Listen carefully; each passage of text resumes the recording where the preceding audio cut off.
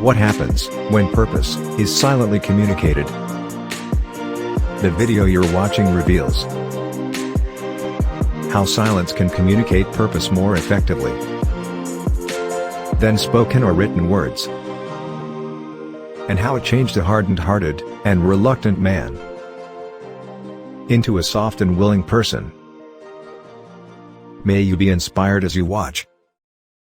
Once upon a time, a member of a particular church who had been attending church services regularly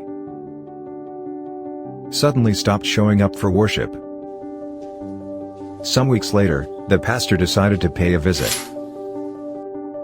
On getting to his house, he found the man alone in his home, sitting in front of a burning fire.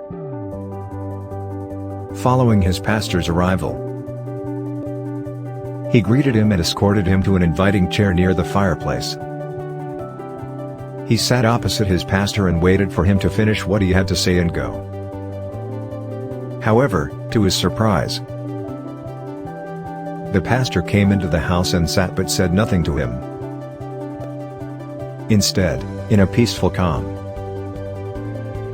he pondered the dance of flames around the blazing logs in the fireplace.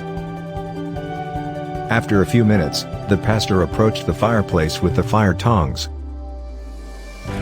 and carefully picked up a brilliantly glowing ember, placing it to one side of the hearth by himself. His next move was to sit back in his chair, still completely silent. The host observed all of this in peaceful contemplation, wondering what his pastor's aim could be. As the lone ember's flame flickered and faded, there was a brief flash of light before the ember's flame was extinguished permanently. Unfortunately, it didn't take long to become cold and lifeless. When the pastor looked at his watch and realized it was time to return home, he slowly rose to his feet, picked up the cold dead ember, and carefully placed it back in the center of the fireplace. It immediately began to shine again, this time with the light and warmth emanating from the blazing embers around it. As the pastor approached the exit door, his host remarked with a tear streaming down his cheek, "Thank you so much for coming. And especially for the quiet, but rousing sermon you delivered. I'll be back in church the following Sunday."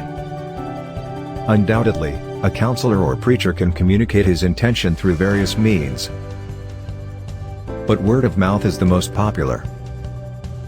However, as an experienced counselor and preacher, I realize that sometimes the best approach to transmit our message to the people is through silence, particularly when dealing with a delicate issue. For example, when the scribes and the Pharisees asked Jesus Christ about his opinion on the woman caught in the act of adultery, he would not respond to them immediately. Instead, he kept quiet for a few minutes, and then answered them that whoever is sinless among them should cast the first stone, John 8:3-9. It was amazing that the woman's accusers left one after the other. Thus, silence or brief words might communicate intention more effectively, far better than many words in some sensitive situations. Also, our actions as leaders touch people's life far more than what we say. The usual saying that action speaks louder than voice is ever true. Sometimes loving and quiet gestures can change people faster than a volume of spoken or written words.